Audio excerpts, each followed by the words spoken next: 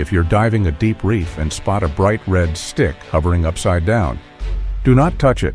It's not a broken piece of coral, and it's definitely not a sea snake.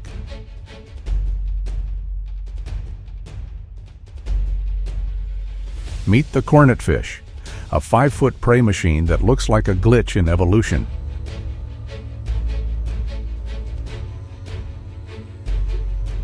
One-third of its body is a hollow, tube-like snout, basically a high-speed ocean vacuum. It hunts by standing dead still, completely vertical, blending into the background and turning the prey's vision into a fatal blind spot.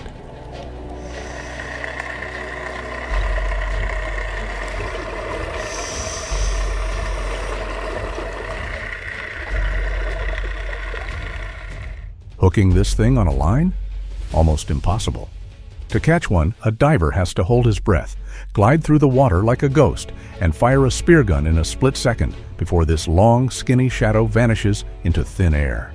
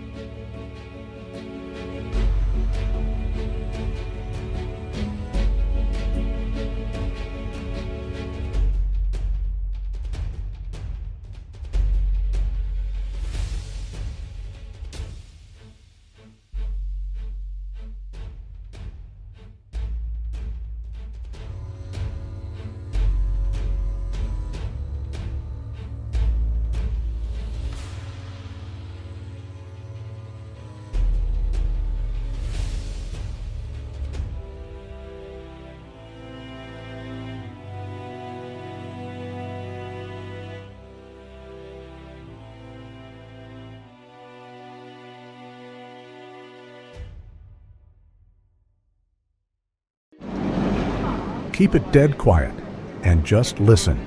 Don't let that smooth skin fool you. A brass scaler scrapes sharp lines down the body. Every single one of those microscopic invisible scales has to be stripped off first, or they'll tear the delicate meat to shreds.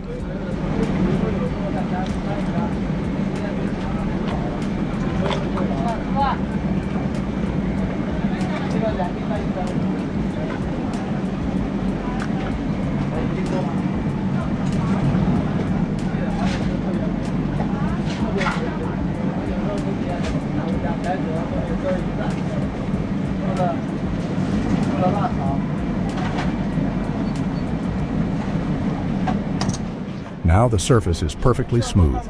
The steel drops. Head's gone.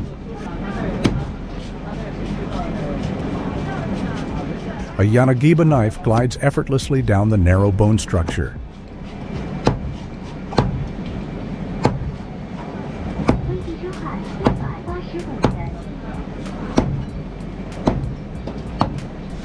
Millimeter precision butchery, leaving you with 2 delicate, pristine fillets.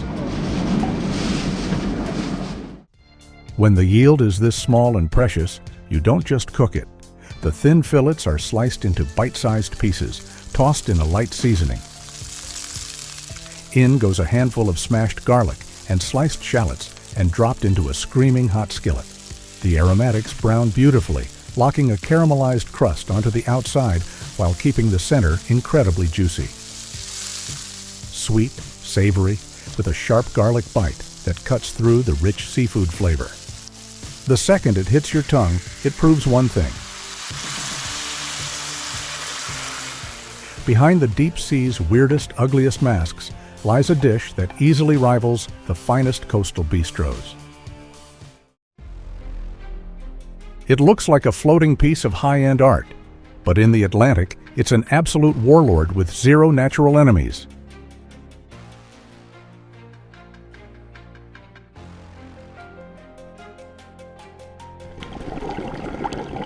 A single female lionfish pumps out 2 million eggs a year. They don't just breed, they colonize. 18 venomous spines that can drop a grown man. But its hunting style? Pure nightmare. It doesn't chase.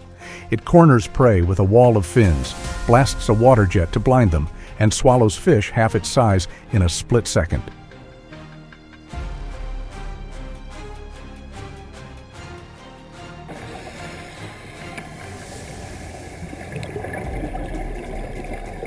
catch one, you have to face it down. And lionfish don't run. They hold their ground, flare their toxic needles, and dare you to get close.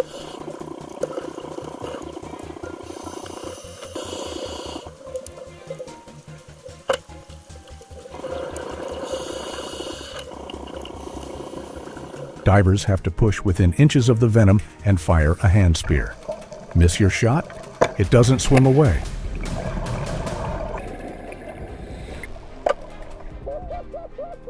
It just hovers there, fully armed and locked on. In the Florida Keys, hunters wage war on them, pulling up over 1,000 in a single weekend derby.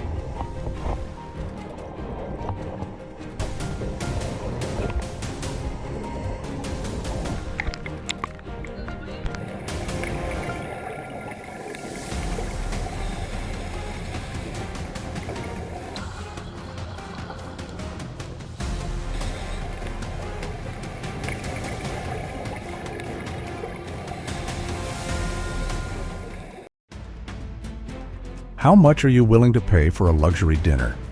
For fishermen in the Bering Sea, the price isn't just about battling 800-pound steel pots in a storm anymore. It's about chasing a ghost. Forget the old stories of freezing ice. Let's talk about what just happened recently.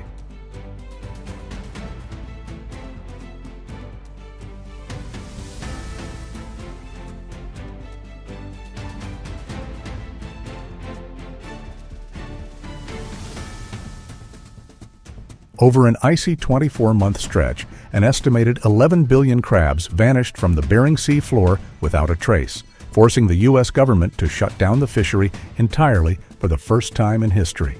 11 billion. Gone.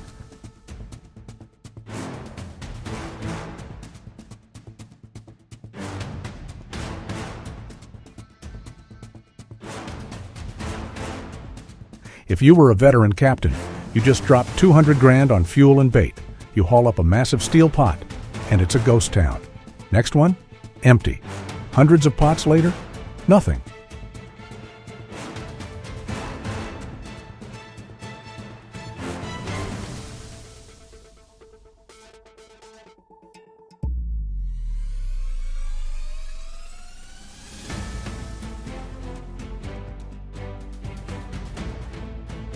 No paycheck.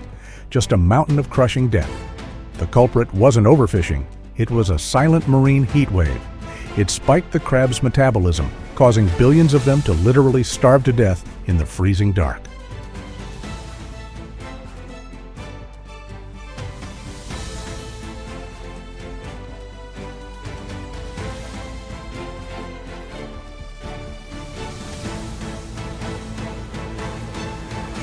So, next time you eye that king crab plate at a high-end steakhouse, remember, you're not just paying for dinner, you're buying a piece of a dying empire.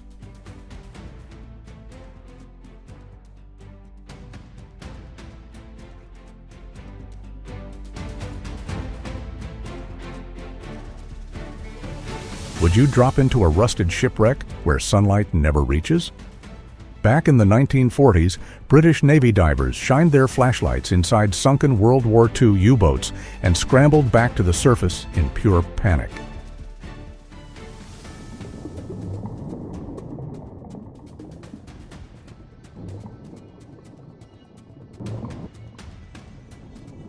It wasn't unexploded torpedoes that terrified them. It was the monsters thick as a man's thigh, twisting out of the darkness to guard those steel graves.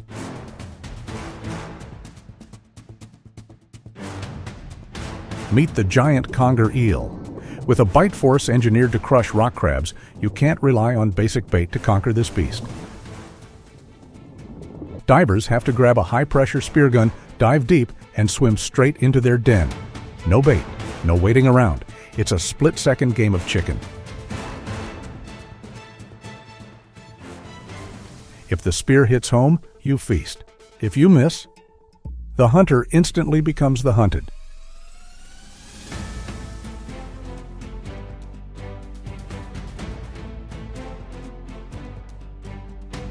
Don't have the guts to face them in the dark?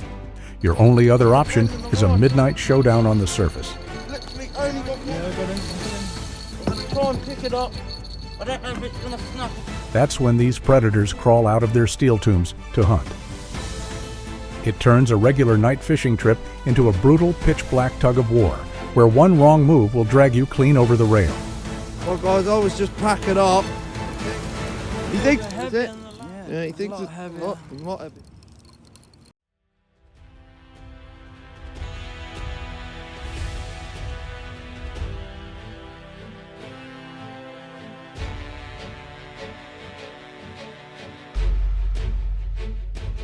A fish that can completely trick your eyes. As a juvenile, the red emperor sports harmless black and white stripes, looking like a common aquarium fish. But after decades on the deep ocean floor, it transforms into a blazing red apex predator ruling the deep reefs.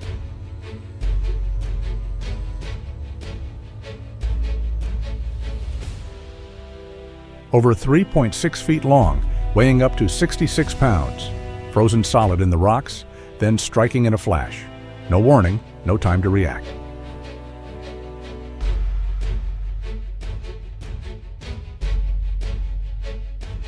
Out on the wild Ningaloo Reef in Western Australia, Marcus, a freediver with 15 years of experience, drops down 130 feet to face this monster.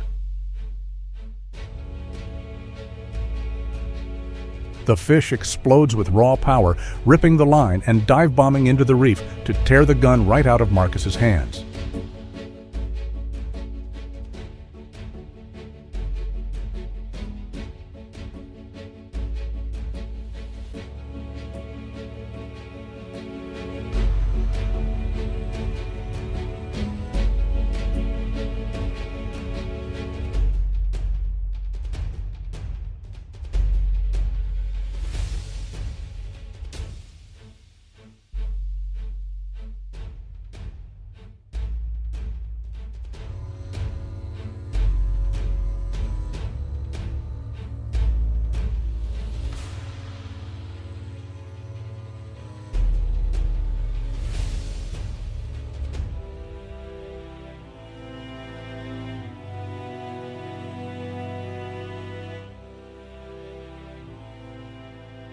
$150 in fuel, 25 minutes of absolute hell, all for a prize worth nearly $900 in Sydney's elite dining rooms.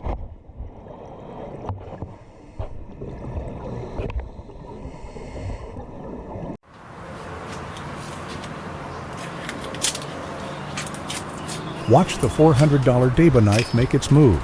A clean, razor-sharp line runs right along the spine.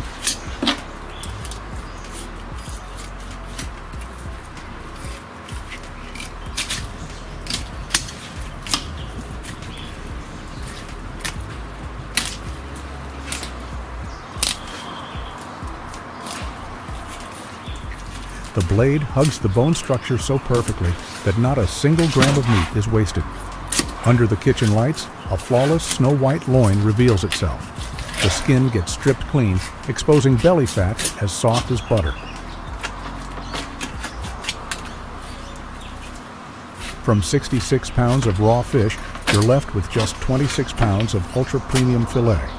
Every danger faced on the ocean floor, now sitting quietly on a cutting board. But deeper down the continental shelf, a creature even stranger is waiting.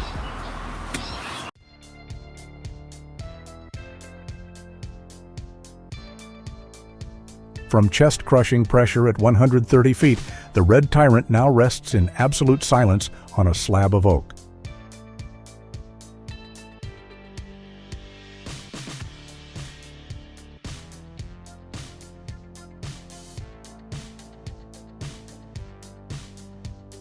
No more life or death struggles. No more bones snapping under the Deba knife. Now it's just mustard seeds popping in a cloud of aromatic curry leaf smoke.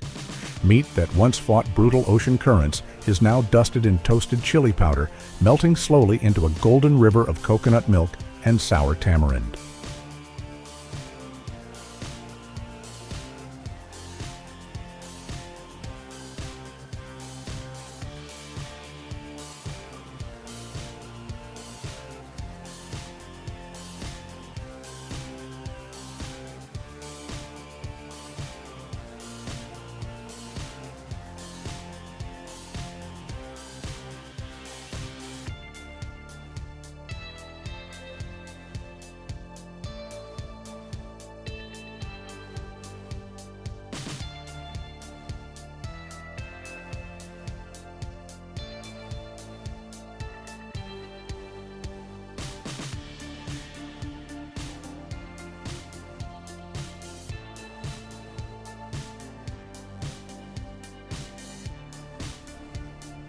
Simmering over a low flame, this 40-year-old apex predator finally breaks apart into flakes as delicate as flower petals, juicy, rich, and packing the raw soul of the wild ocean.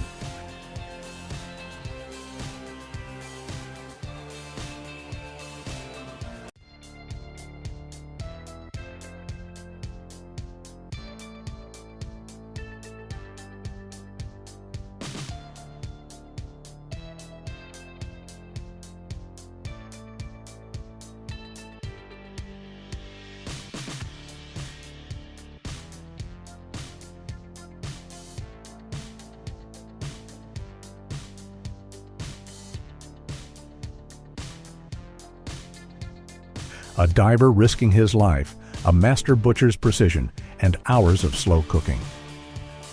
Would you drop $500 to taste an absolute legend?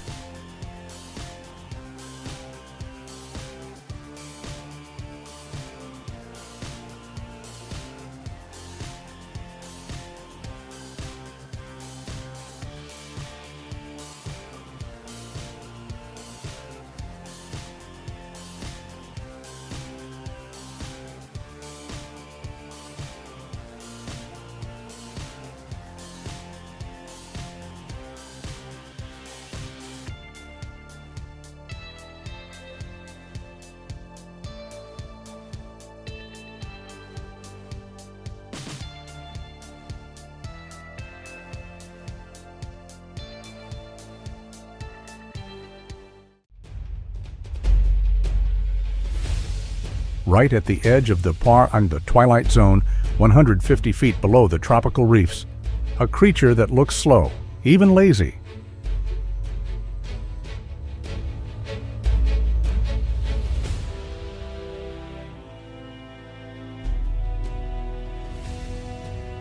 But it's packing the deadliest arsenal in the ocean. Meet the porcupine fish. Don't let that goofy face fool you. Tucked inside the organs of this 36-inch predator is tetrodotoxin, a neurotoxin 1,200 times more lethal than cyanide. Just a pinhead-sized amount is enough to paralyze your respiratory system in minutes.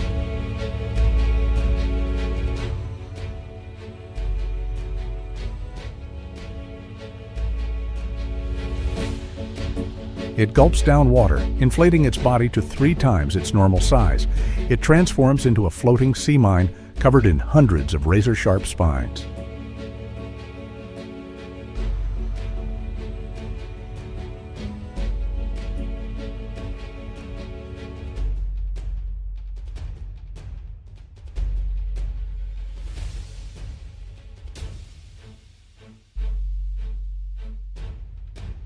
And the ultimate weapon? A jaw fused into a beak as hard as steel? It can crush a stone crab's shell as easily as a hydraulic press snaps a walnut.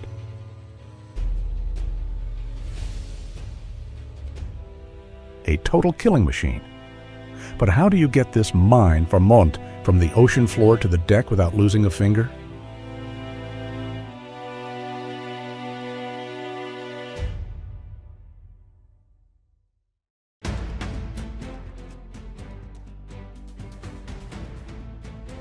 We're off the coast of Florida with Elias. He's a free diver with over 20 years in the game. Elias's target today is a 6-pound porcupine fish. This isn't industrial trawling. This is man versus beast.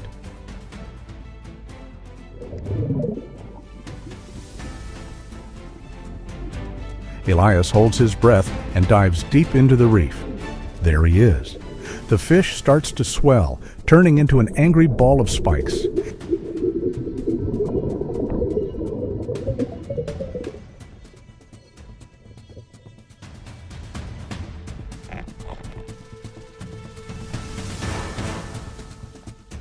He's facing the fury of hundreds of spines loaded with nasty bacteria.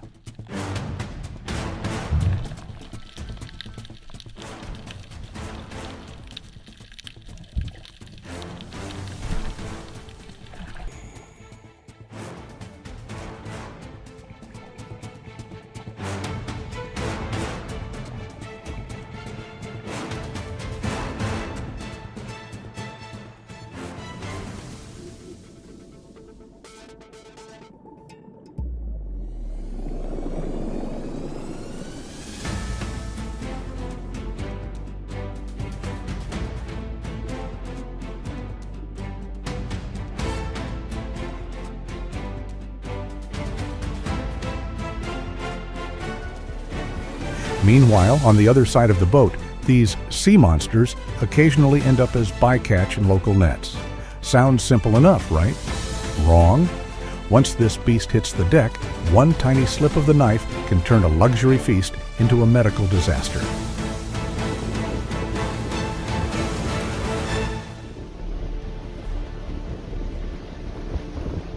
Oh, woo! Better than, yes. Holy shit.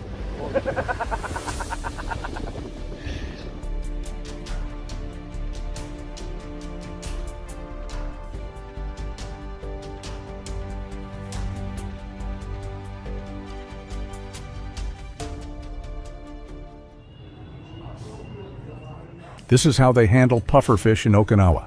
The industrial pliers come out, snap the fins, clip the spines. Now for the unzip or cut that decides everything. Peel back that jagged skin like you're taking off an old coat.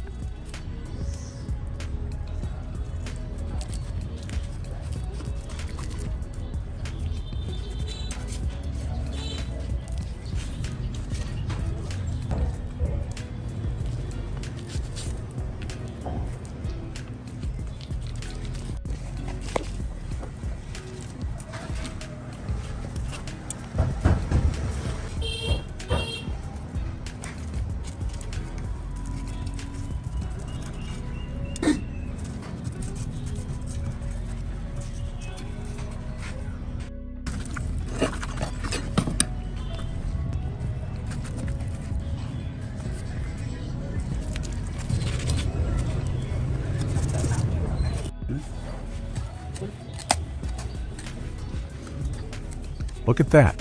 Pure, snow-white meat hidden under all that ugly.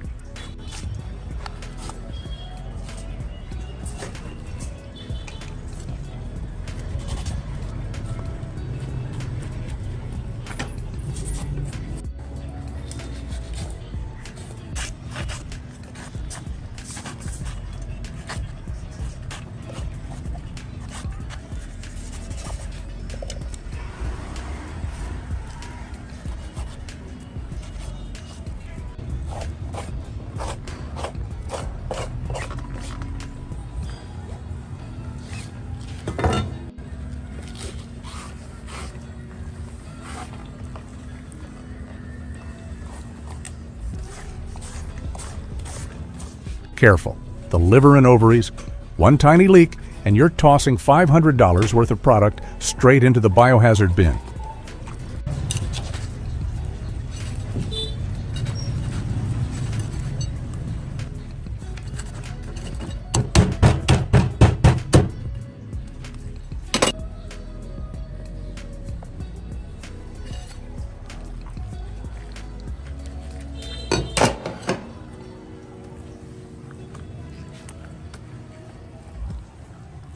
A blade thin as a leaf glides along the spine. Separate the fillet. Perfect. The monster has been tamed. But is this pure beauty worth the price tag on the menu?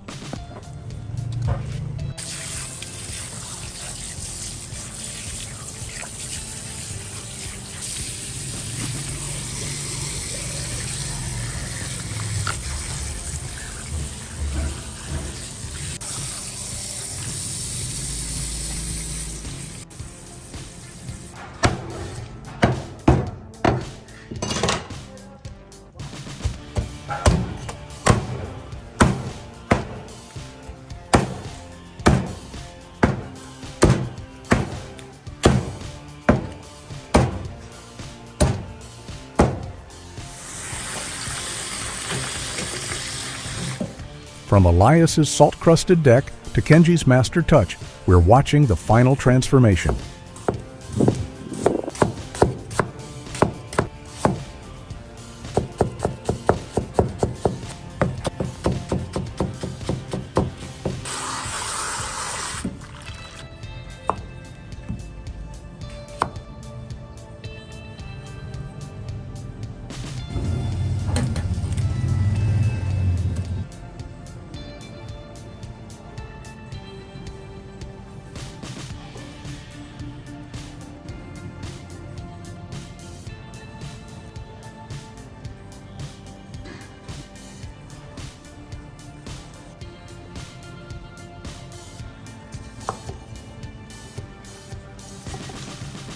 This is Tessa, sashimi sliced so thin you can read the pattern on the porcelain plate through the meat. A plate like this in Okinawa goes for at least $250.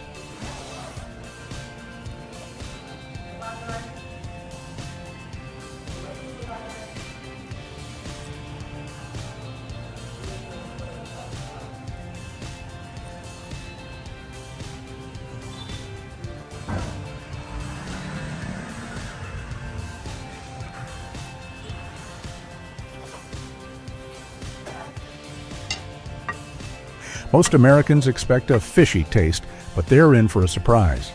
It's crunchy, clean, and carries a tiny hint of a tingle on the tongue, a trace of the toxin that foodies actually crave.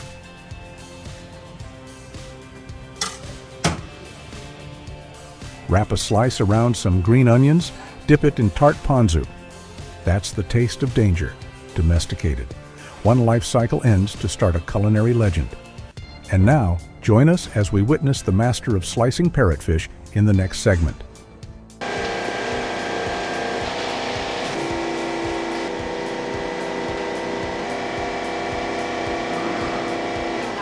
The fins are cut off, the tail is neatly separated, and the head is handled decisively. The belly is opened up and cleaned step by step.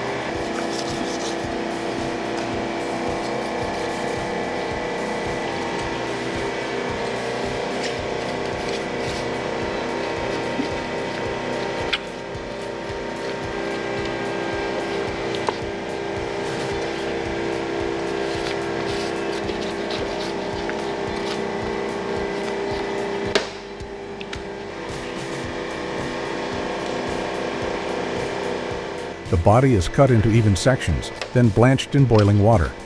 The slimy layer and impurities gradually fade away.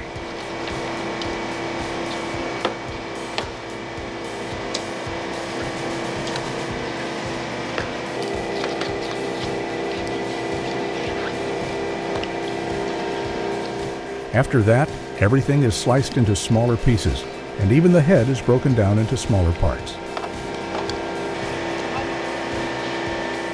Now everything is ready for a mysterious burst of flavor. Have you ever tried this kind of goblin shark?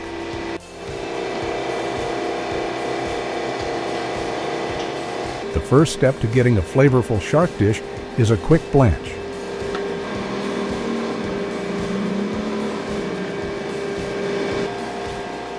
Soft white slices of meat reflect a light layer of oil like silk, combined with the green of cabbage and the red of chili, creating a composition that feels both vibrant and refined, all coming from depths of more than 3,300 feet, where light cannot reach.